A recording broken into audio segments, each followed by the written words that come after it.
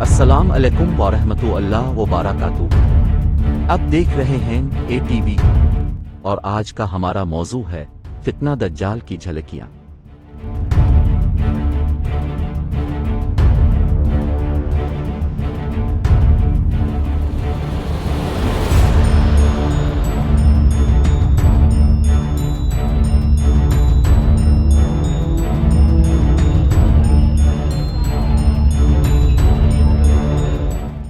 नाजरीन, फितना दज्जाल के बारे में तो आपने सुना जरूर होगा मगर देखा नहीं होगा कि फितना दज्जाल किस चीज का नाम है और ये फितना किस अंदाज से मुआशरों को अपनी लपेट में ले रहा है। आज हम आपको दिखाएंगे फितना दज्जाल की चंद हकीकी झलकियां और फिर ये भी बताएंगे कि ये फितना असल में क्या है और उसका मकसद क्या है और इसमें इंसानों को कैसे कैसे दजलो फरेब में मुब्तला किया जाता है, किस तरह अहल ईमान का ईमान लूटा जाता है। तो आइए देखते हैं पहले एक वीडियो में जिसमें आपको फितना दज्जाल की चंद हकीकी झलकियां दिखाई जाएंगी और फिर आपको बताया जाएगा कि फितना दज्जाल का इससे क्या ताल्लुक है।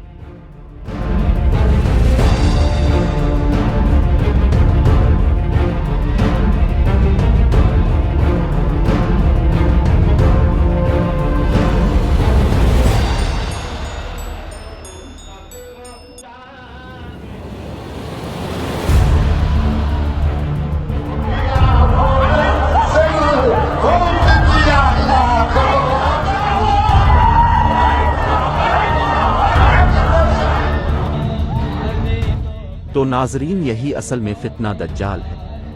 बाज लोगों का ख्याल होगा कि जब दज्जाल आएगा तो उसके साथ फितना भी आएगा, हालांकि ऐसा नहीं है। दज्जाल के आने से पहले फितना दज्जाल दुनिया में आ चुका है और पूरी दुनिया में फैल भी चुका है। दुनिया भर में इंसानों की अक्सरियत इस फितना का शिकार हो चुकी है।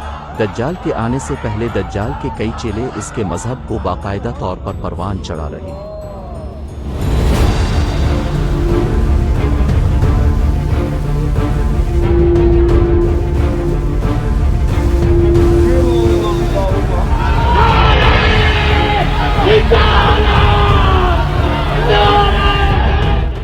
लेकिन आइए आगे बढ़ने से पहले उलमा की राय जानने की कोशिश करते हैं कि उलमा इस बारे में क्या कहते हैं। आपने देखा होगा ऐसे क्लिप में कि वो एक पीर साहब बैठे हुए हैं, उनके बहुत सारे मुरीद बैठे हुए हैं। वो पीर साहब ने जिस मुरीद को हाथ लगाया वो ऐसे तड़पना शुरू हो गया, तो लोग समझते हैं ये बहुत ही पहुँचे बुजुर्ग हैं, जिसको भी हाथ लगाया उसको। तो ये भी क़ुव्वत ख़यालिया है, यानी वो पीर साहब अपनी क़ुव्वत ख़यालिया को इस्तेमाल करते हैं, सामने वाले के दिमाग पर असर डालते हैं।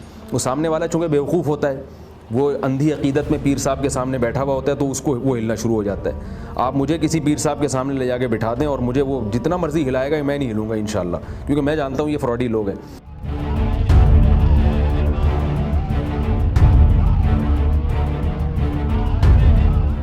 इसी तरह मशहूर इस्लामी स्कॉलर इंजीनियर मोहम्मद अली मिर्जा इस बारे में कहते हैं, इज्तिमाई तौर पर जिक्र अस्कार के दौरान वजद का तारी होना क्या हो?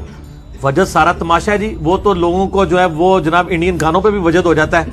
आबदा परवीन बाल खोल के नाच रही होती है तो वो उसको सुनने वालों को भी अब वजद हो जाता है। ये प्योरली एक साइंटिफिक फिनोमेना है, इसको कहते हैं रेजोनेंस, उर्दू में गुमक कहते हैं। आपने पढ़ी हुई FSC में, जिन्होंने फिजिक्स पढ़ी हुई है ना, उनको रेजोनेंस का पता है। रेजोनेंस ये होता है कि अगर आपके दिमाग की फ्रीक्वेंसी किसी दूसरी फ्रीक्वेंसी से मैच कर जाए तो एम्पलीट्यूड बढ़ जाता है। ये रेजोनेंस जो है ना, ये जो वजद आता है ना जिन लोगों को, ये बिल्कुल सही आता है।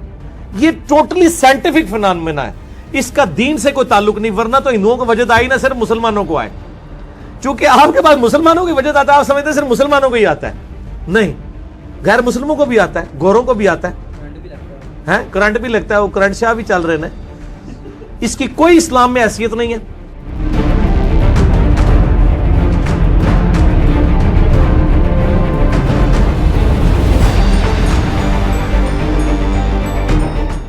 तो नाजरीन, अपने देखा कि मुफ्ती तारिक मसूद उसको क़ुव्वतन ख़यालिया का नाम देते हैं, जबकि इंजीनियर मोहम्मद अली मिर्ज़ा इसको साइंसी इस्तिलाह में रेजोनेंस करार देते हैं, जबकि खुद इस फितना में मुब्तला लोग इसको रूहानियत का दर्जा देते हैं।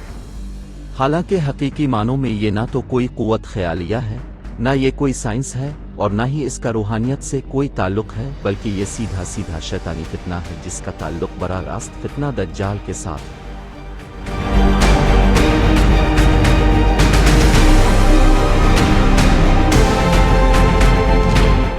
ये दरअसल लोगों को रूहानियत के नाम पर धोखा दे रहे हैं और सादा लोग इसको रूहानी करामात समझकर उन फराडिये और जालसाज लोगों को पीर और मुर्शिद समझ रहे हैं। हालांकि यही सबसे बड़ा दज्ल है और इसी का नाम फितना दज्जाल है।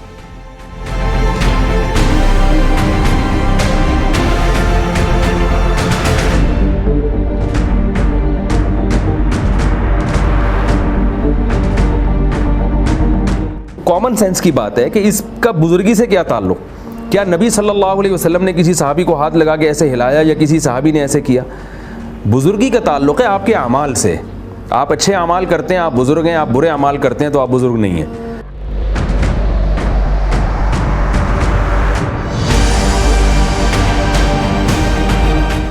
जो लोग इसको रूहानियता बुजुर्गी समझ रहे हैं और ऐसे लोगों को औलिया अल्लाह करार दे बैठे हैं, वो फितना दज्जाल का शिकार हो चुके हैं। क्योंकि अगर ये कोई रूहानियता विलायत होती तो गैर मुस्लिम ये करतब न दिखा सकते, मगर हम देख सकते हैं कि इस तरह के करतब हिंदू, क्रिश्चियन और तमाम गैर मुस्लिम दिखा रहे हैं। Holy Ghost fire! Holy Ghost fire! Holy Ghost fire!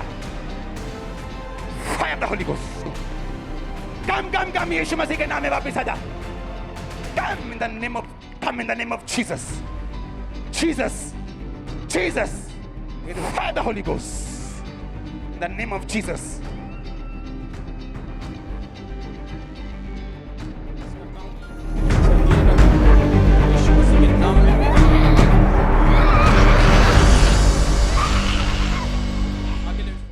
याद रहे कि जब दज्जाल आएगा तो वो भी अपने आप को दज्जाल हरगिज नहीं कहेगा, बल्कि मसीह इब्न मरियम कहेगा और उसके मुरीद भी इसको मसीह इब्न मरियम कहकर पुकारेंगे। इसी तरह जो मुशरिक मुसलमान आज इन जालसाज पैरों को सद्दे कर रहे हैं, ये दज्जाल को भी बहुत बड़ी रूहानियत शख्सियत समझेंगे। इसके आगे इसी तरह सजदे करेंगे और उससे मुरादें मांगेंगे। वो लोगों की मुरादें पूरी करेगा, बीमारों को सेहतमंद कर देगा, मर्दों को जिंदा करेगा। लेकिन ये सारा शैतानी खेल होगा, बिल्कुल इसी तरह जिस तरह आज ये शैतान के चेले पीर लोगों के साथ खेल रहे हैं।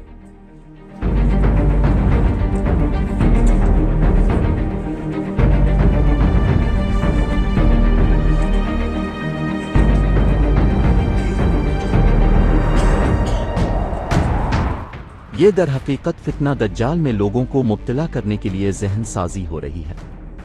जब बड़ा दज्जाल आएगा तो वो भी इसी तरह करतब दिखाएगा और लोग इसी तरह इस पर भी यकीन कर लेंगे और वो जो कहेगा वो मान लेंगे, क्योंकि इसके आने से पहले लोगों की जहन साजी कर दी गई होगी। क्योंकि दज्जाल अकेला नहीं आएगा, बल्कि दज्जाल के चेले इससे पहले दुनिया में मौजूद होंगे।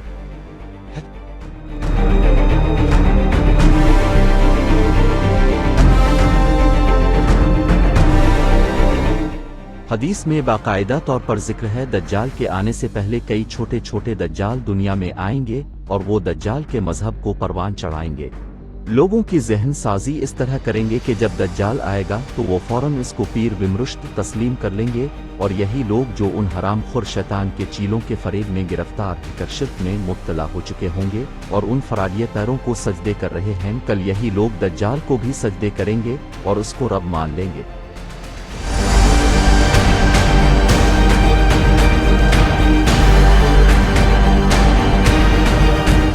ये दरअसल रूहानियत नहीं बल्कि शैतानियत है। हज़रत ईसा अलैहिस्सलाम जब आएंगे तो दज्जाल को अल्लाह के हुक्म से शिकस्त देंगे और उसका ये सारा शैतानी खेल बेनकाब हो जाएगा।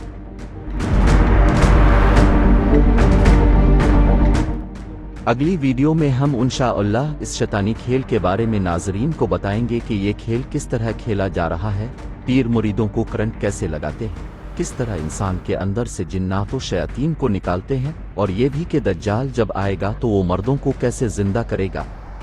देखना मत भूलिएगा।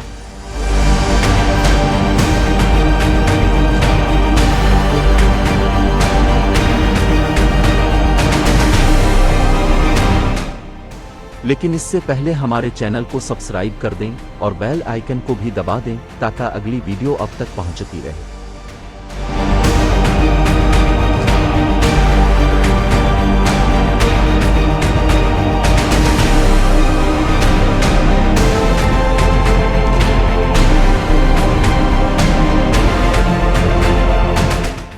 अगर वीडियो अच्छी लगे तो इसको शेयर भी करें ताकि आपके दोस्त अहबाब, आपके प्यारे और मुसलमान भाई ज़्यादा से ज़्यादा इस बड़े फितना के मुताल्लिक आगाह हो सकें और अपने आप को इस फितना से बचा सकें।